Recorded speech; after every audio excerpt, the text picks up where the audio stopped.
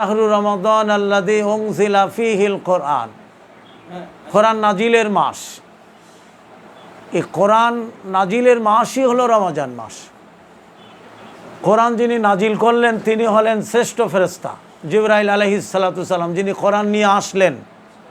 যার নিকটে কোরআন নাজিল করলেন তিনি হলেন শ্রেষ্ঠ নবী। যে মাসে কোরআন আল্লাহ ঢোকালেন সেই মাসই হয়ে গেল শ্রেষ্ঠ মাস। যে রাতের মধ্যে আল্লাহ এই কোরআন ঢোকালেন সে রাতই হয়ে গেল শ্রেষ্ঠ রাত। হাজার মাস অপেক্ষা আরও উত্তম একটি রাত্র। সে লাইলাতুল কদরে ঈমানান ওয়া ইহতিসাবান গুফিরা লাহু মা তাকদ্দামা মিন যামবি।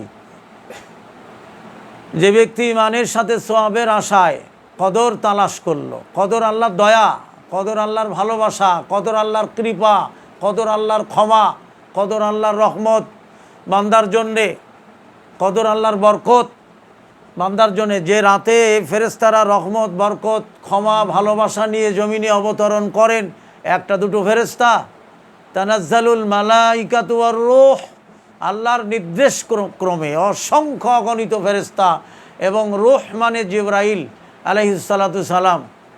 তো যাই হোক, আমি সংক্ষেপে বলি, আমাদের আরও দুইজন বড় মাপের বক্তা আমার বন্ধু মানুষ, একজন শায়েখ জাহাঙ্গীর আলম ইসলাহি আর একজন আমাদের সম্মানিত খতিব মোহতারাম শায়েখ আমানুল্লাহ বিন ইসমাইল মাদানী।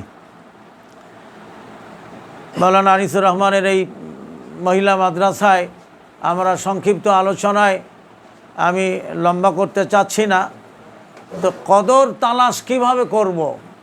আর একটি মাত্র রাত, সেটা 29-এর রাত, আর সেটা আজকের।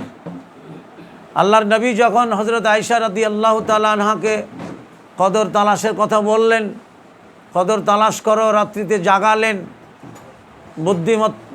বুদ্ধিমত্তা মা আমাদের হযরত আয়েশা রাদিয়াল্লাহু তাআলা আনহা রসুলের কাছে জিজ্ঞেস করলেন, আমি কি বলবো, আজকে যদি কদর হয় আমি আল্লাহর কাছে কি চাইব। আল্লাহর নবী হযরতে আম্মাজান আয়েশা রাদিয়াল্লাহু তাআলা আনহাকে বললেন, তুমি আল্লাহর কাছে চাও এই দোয়া করে, আল্লাহুম্মা ইন্নাকা আফুউন তুহিব্বুল আফওয়া ফাফু আন্নি। এটার অর্থ এত সুন্দর, এটার অর্থ 3 ভাগে ভাগ করে অনেক লম্বা আলোচনা। এটার মধ্যেই আল্লাহ সব কিছু দিয়েছেন। হে আল্লাহ তুমি ক্ষমাশীল। শুরুতেই আল্লাহর কাছে চাচ্ছি, কিন্তু আল্লাহকে বলছি হে আল্লাহ তুমি ক্ষমাশীল। এরপরে আবারও আল্লাহকে বলছি, হে আল্লাহ তুমি ক্ষমা করাকে ভালোবাসো। একটা মানুষকে, বান্দা যখন আল্লাহর কাছে সারেন্ডার করে, আত্মসমর্পণ করে, ওয়াল্লাযীনা ইযা ফাআলু ফাহিশাতান আও যালামু আনফুসাহুম, বান্দা যখন তার আত্মার পরে জুলুম করে, অবিচার করে, ফাস্তাগফিরু লিযুনুবিহিম, আল্লাহর কাছে সারেন্ডার করলো, আত্মসমর্পণ করলো, একেবারে দাস হয়ে গেল, গোলাম হয়ে গেল। আল্লাহ পাক বলছেন, ওয়ামা ইয়াগফিরুয যুনুবা ইল্লাল্লাহ। আল্লাহ গর্ব করে বলছেন, বান্দা আমি ছাড়া আর তোর কে আছে। সুবহানাল্লাহ, আমি ছাড়া আর তোর কে আছে। তো এখন আমি আল্লাহর কাছে চাচ্ছি, চাওয়ার আগে বলছি আল্লাহ তুমি ক্ষমাশীল। হে আল্লাহ তুমি ক্ষমা করাকে ভালোবাসো, আর অতএব আমাকে তুমি মাফ করে দাও। লাস্টে বলছে আল্লাহ আমাকে মাফ করে দাও, তার আগে বলছে আল্লাহ তুমি ক্ষমাশীল, হ্যাঁ তুমি ক্ষমা করাকে ভালোবাসো, অতএব আমাকে তুমি মাফ করো। এই দোয়া কদর রাতে বলতে বলতে মুখ ব্যথা হয়ে যাবে, বলতেই হবে। সেজদাতে বলতেই থাকেন, শতবার বলতে থাকেন। হ্যাঁ, সেজদায় আপনি এই দোয়া পাঠ করেন, প্রত্যেক সালাতের শেষ সেজদায় সেজদার তাসবিহ পড়ার পরে এটা আবার কোরআন তেলাওয়াত করা, আবার 2 রাকাত সালাতে লম্বা রুকু, লম্বা সেজদা, আল্লাহর কাছে বেশি বেশি রসুলের শেখানো এই দোয়াগুলি পাঠ করার মাধ্যমে আমরা কদর তালাশ করতে পারি।